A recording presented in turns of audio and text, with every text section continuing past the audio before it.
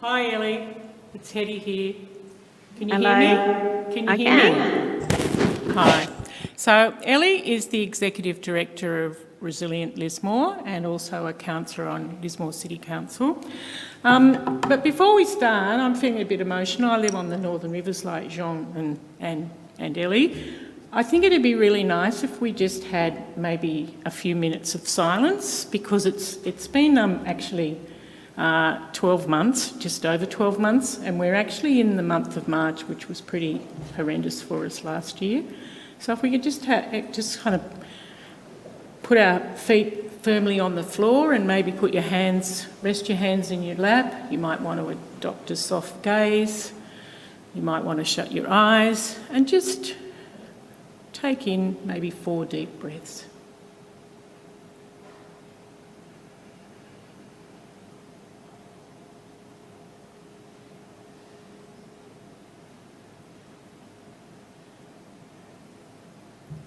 Okay, and as Jean said earlier, Elly, we all need to treat each other with kindness. So thank you for coming today. I know you haven't really prepared anything, so we're going to riff a bit. We did talk earlier. Elly has been pretty busy, as you can imagine, but I was really intrigued at the way you've actually elicited support, particularly from businesses, and the focus today has very much been on businesses, but on community and how we connect, etc., etc. So the example that I saw that was very powerful that's happening at the moment is that the Reese Foundation have come in. And if you could give us a little bit of a background of how that kind of occurred and what's happening with Reese, that'd be really lovely. And then maybe some other stories about how Resilient Lismore have connected with business. Yeah, for sure. So hello everybody. So great to be presenting to you remotely from the heart of Lismore and the heart of the epicentre of this unimaginable disaster until it actually happened to us. So before I kick off, I would like to acknowledge that I am coming to you today from Widjabul Waible country in the heart of the Bundjalung Nation, and pay deep respects to elders past, present and emerging. I also acknowledge any Aboriginal people that are in the room today, and pay my deepest respects to that very long, very grounded, very fundamental care for country that our Aboriginal communities do so well. It's also very important that I acknowledge the incredible work of the Koori Mail in the Northern Rivers in the first few months and beyond of the disaster that was just over a year ago. Thanks, Hetty, for that moment of stillness. Sometimes it feels like we here at Resilient Lismore have been sprinting since impact and we haven't stopped. So yes, today I am still sprinting and hence haven't really prepared, but that doesn't mean that I have any less to talk about. If you've ever met me, you would know that I can talk underwater. So let's get into it. I'm going to have a chat to you now about some of the business partnerships that we have had over the last 12 months, and there have been many. It's been really fantastic the way that our business has supported us. So just give me 1 second. I am going to run my timer so that I don't run out of time. So there's been a lot of ways. So if you don't know the Resilient Lismore story, essentially Resilient Lismore was a community initiative that responded to the 2017 floods in Lismore. We did a little community initiative at the time. We ran for about 3 weeks. We coordinated donations, food, wellbeing checks. We coordinated spontaneous volunteers. We went out into the community and helped people to get what they needed. Now, one of my big lessons from 2017 was that we weren't prepared to leverage or pick up the many offers that came our way. So in that first few days, weeks, months after a disaster, there are a lot of emails that come through the inbox, and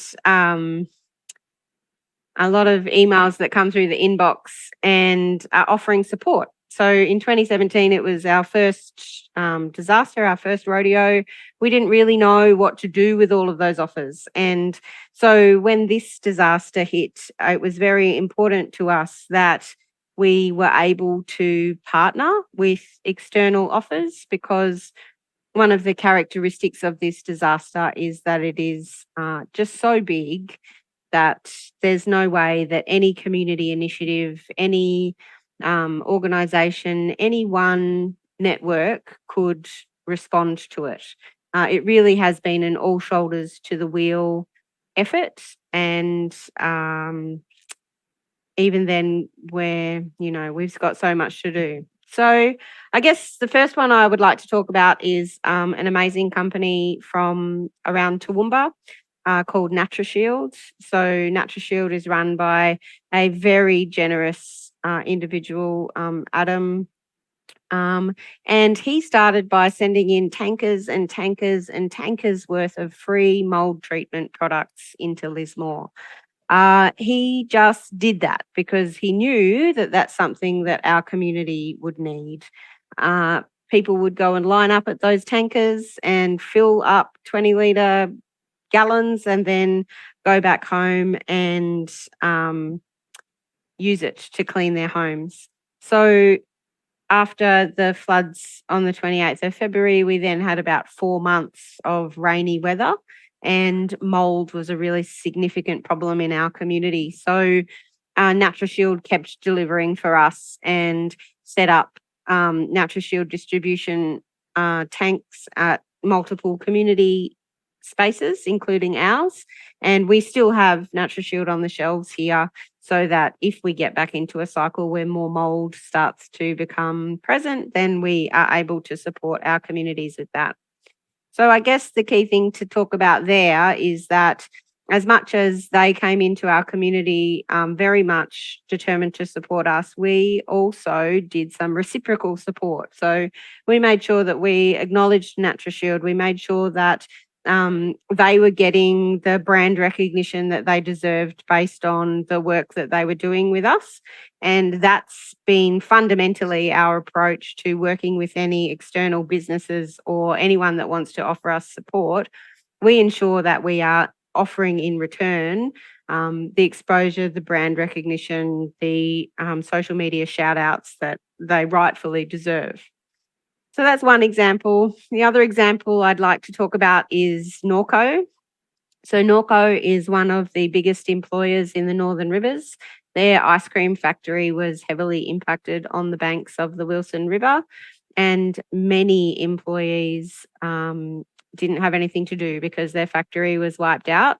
Norco very quickly repurposed or retasked those employees to working with a number of community initiatives. So they supplied work crews to Resilient Lismore for a number of months, and we would task those good men and women out into the community to continue to do cleanup and demolition work. That was an incredibly effective partnership. There were months that we got so much work done, and it was because Norco was ready to partner with community organisations to do that. They also supported Orange Sky with laundry washing, and they supported the food hubs. They went and sorted goods at the Lifeline Goods Warehouse out at the showgrounds. So those Norco employees were really busy out in the community, and Norco carried the cost of that, which enabled the community initiatives to keep going. A third one that's really critical to the success of Resilient Lismore and the way that we have been working is that we are very tech-based.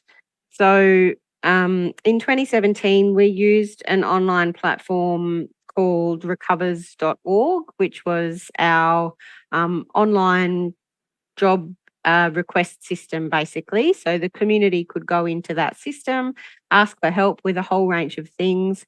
And then we had a whole team of people in the back end working from our headquarters who were managing that job flow and tasking it to volunteers and sending it out into the community.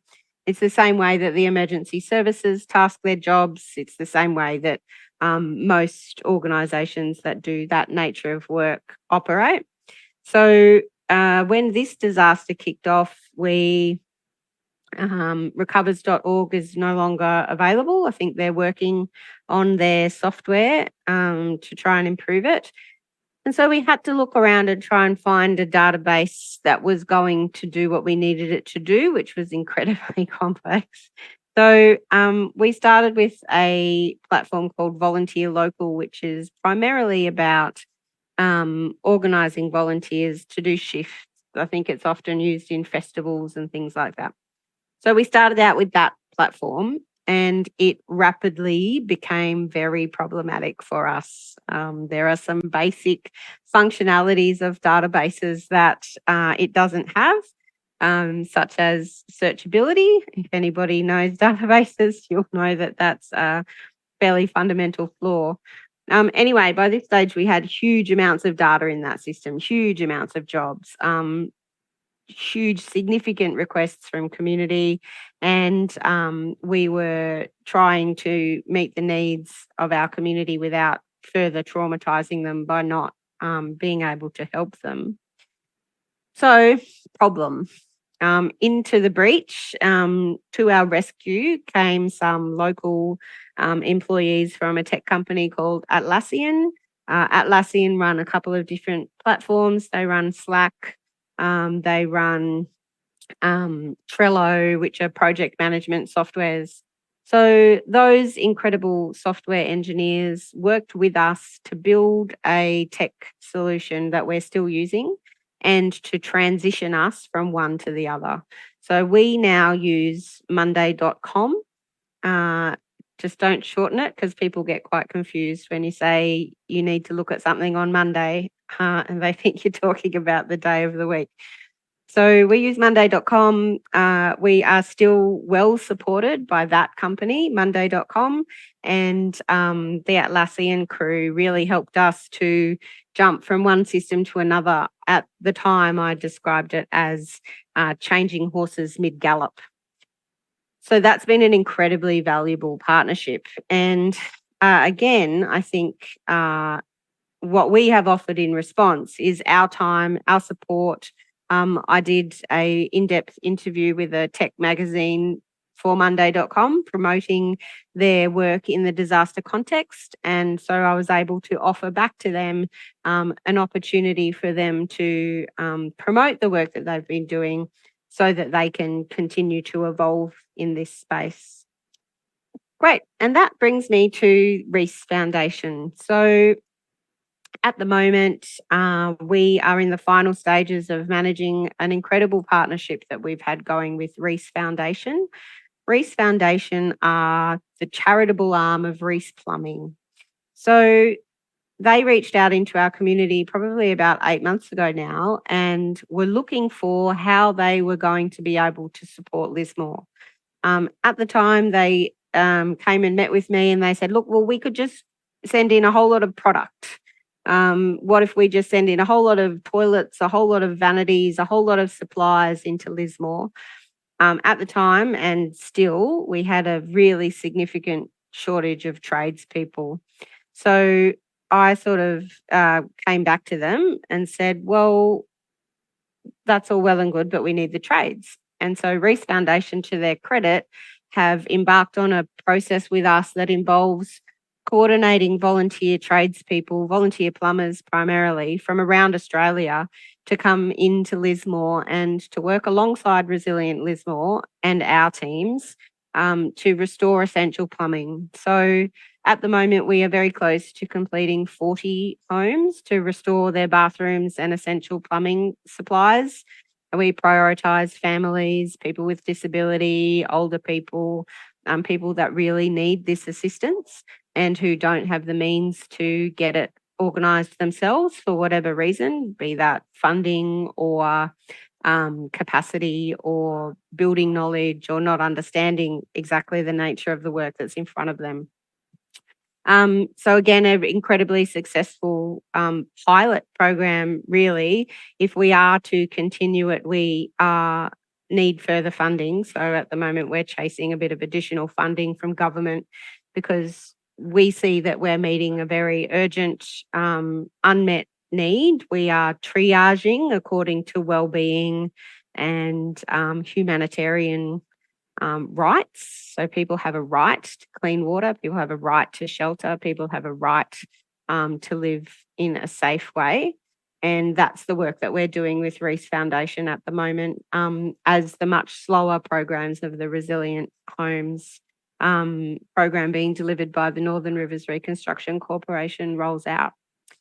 So yeah, I guess the final thing to add here before I let you ask me some questions is that the key component of the work that we do and the reason why some of these partnerships have been successful and are successful and why we're continuing to build partnerships for success is that we are a place-based, locally led organisation. We aren't going anywhere. We are based here. We have a big jobs list. We have a very complex, nuanced understanding of our community and the people that we are supporting. And so we, when we worked with Disaster Relief Australia, they explained that what they are doing is coming in and being a force multiplier, to use the military terms. So by being here, by living here, by being so grounded in the work, we are able to offer that in return to these businesses and corporates that want to come in and respond to disasters. We make their work easier. We help do the ground truthing. We help with the background. They don't have to come in and do the legwork themselves to build jobs or to build programs. So we're here as the on-ground partner, and then they're able to bring their resources in to support our work, which ultimately supports our community on their long road to recovery. So that's a bit of a download. I don't have a lot of a sense of how we're tracking for time.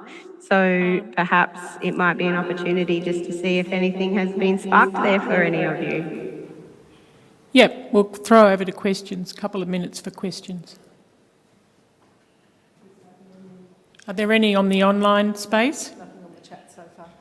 Nothing in the chat. Anyone in the room have a question for Jo McRae's got a question for you, Elly. She's just about to... Thanks. Jo McRae, I'm actually a former Orange City councillor, so I'm interested in what's the relationship between Resilient Lismore and the City Council. As a city councillor, there's certain expectations of leadership, but how do you wear those two hats, and how do without having two heads? But what's the relationship between Resilient Lismore and the City Council? Yeah, sure. So I think one of the interesting things about Resilient Lismore is that we are very self-determined. So with my Resilient Lismore hat on, we don't have a great need for anything from the council as an organisation.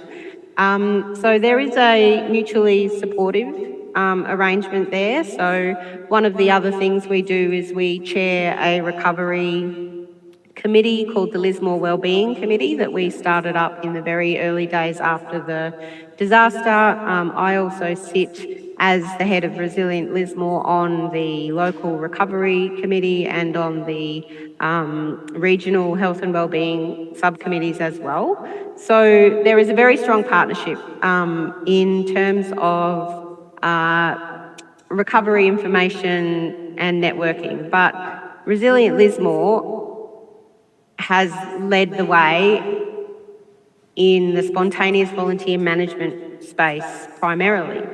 So in the early days, council would send offers of volunteers to us. We were really taking a lead in terms of supporting with logistics management and donation management, and council just sort of worked alongside us. So I think, again, just because of the scale of this event, it's been so massive. Council itself was very under-resourced to be able to cover all of the different aspects of the recovery. So I think it's been a very, it's been beneficial for council that we're so well, that we're established and experienced and just willing to lead. So yeah, it's good, but there's not a lot of heavy lifting as such between the two organisations. I guess a personal reflection on how I wear all of those hats at once. It's tricky. Sometimes I forget which hat I've got on at which particular time, but I don't think that there's any real need to separate them, because for me personally, I'm responding to the needs of my community, and I'm a community organiser. It's the way that I've always operated, and so I'm just using my personal skills to the best interest of my community. I think that our partnership will get stronger as we move forward, but sometimes it feels like we're still very much in response here, even a year on. Thanks, Elly. We haven't got time for any more questions, but I'd like everyone to put their hands together and thank Elly. Thank you. Sorry I couldn't be there with you, and it's very easy to find me. I'm always really open for conversations and communication, so if there's anything that sparked your interest, please do reach out and we can have another conversation.